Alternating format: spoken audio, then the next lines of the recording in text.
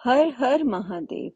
क्या आपको पता है भाद्रपद तृतीया तिथि का नाम क्यों पड़ा हरतालिका तीज? आइए जानते हैं। हरतालिका शब्द दो शब्दों से मिलकर बना है। पहला हरत और दूसरा आलिका, जिसका अर्थ है महिला मित्र का अपहरण। धार्मिक मान्यता है कि इस दिन भगवान शिव ने 108 पुनर्जन्मों के बाद देवी पार्वती से विवाह करने का फैसला किया था। इसीलिए इस दिन को सुखी वैवाहिक जीवन के लिए सबसे शुभ अवसरों में से एक माना जाता है।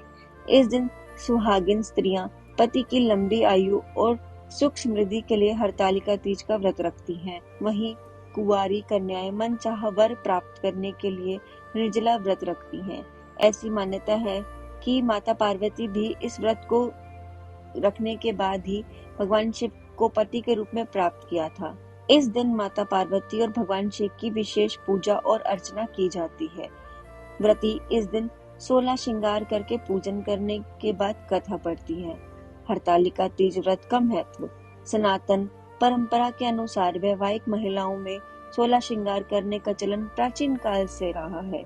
हरतालिका तीज मुख्य रूप से माता पार्वती को समर्पित है, इसलिए 16 श्रृंगार भी उन्हीं से जुड़े हुए हैं। हरतालिका तीज का पर्व देवी पार्वती और भगवान शिव के अटूट रिश्ते को ध्यान में रखकर मनाया जाता है। इस दिन 16 श्रृंगार करके माता पार्वती और भगवान शिव की पूजा और व्रत करने से सुहागिन महिलाओं को अखंड सौभाग्य का आशीर्वाद मिलता है। हरतालिका तीज की कथा। शिव पुराण के अनुसार चिरकाल में राजा दक्ष अपनी पुत्री सती के भगवान शिव से विवाह करने के फैसले से प्रसन्न नहीं थे। अंत किसी भी शुभ कार्य में भगवान शिव को आमंत्रित नहीं किया जाता था। एक बार राजा दक्ष ने विराट यज्ञ का आयोजन किया। इस यज्ञ में भी भगवान शिव को नहीं बुलाया गया।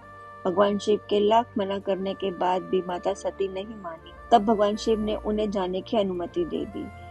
भगवान शिव को भविष्य पता था। विधि के विधान के अनुरूप पति का अपमान सुनने के चलते माता सती ने यज्ञ कुंड में अपनी आहुति दे दी। इससे भगवान शिव का हृदय बहुत दुखी हो गया। भगवान विष्णु ने उनके क्रोध को शांत किया। अगले जन्म में माता सती हिमालय के घर माता पार्वती के रूप में जन्म ली। हालांकि माता पार्वती को पूर्व जन्म का स्मरण नहीं रहा। एक रात भगवान शिव ने सपने में आकर माता पार्वती को याद दिलाया। उस समय माता पार्वती ने भगवान शिव को अपना पति मान लिया।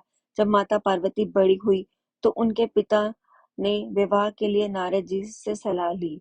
उस समय नारद जी के कहने पर माता पार्वती के पिता ने पुत्री की शादी भगवान विष्णु से तय कर दी। उस समय माता पार्वती को रिश्ता पसंद नहीं आया। इसके बाद माता पार्वती की सखियां उन्हें लेकर घने जंगल में चली गईं। मान्यता है कि भाद्रपद शुक्ल पक्ष तृतीया तिथि के हस्त नक्षत्र में माता पार्वती ने मिट्टी से शिवलिंग का निर्माण किया और भोलेनाथ की स्तुति में लीन होकर रात्रि जागरण किया। इसके साथ ही उन्होंने अन्न का त्याग भी कर दिया। यह कठोर तपस्या 12 साल तक चली। पार्वती के इस कठोर तपस्या से प्रसन्न होकर महादेव ने उन्हें दर्शन दिए और इच्छा अनुसार उनको अपनी पत्नी के रूप में स्वीकार कर लिया। इसलिए हर साल महिलाएं अखंड सौभाग्य के लिए इस व्रत को करती हैं। हर हर महादेव।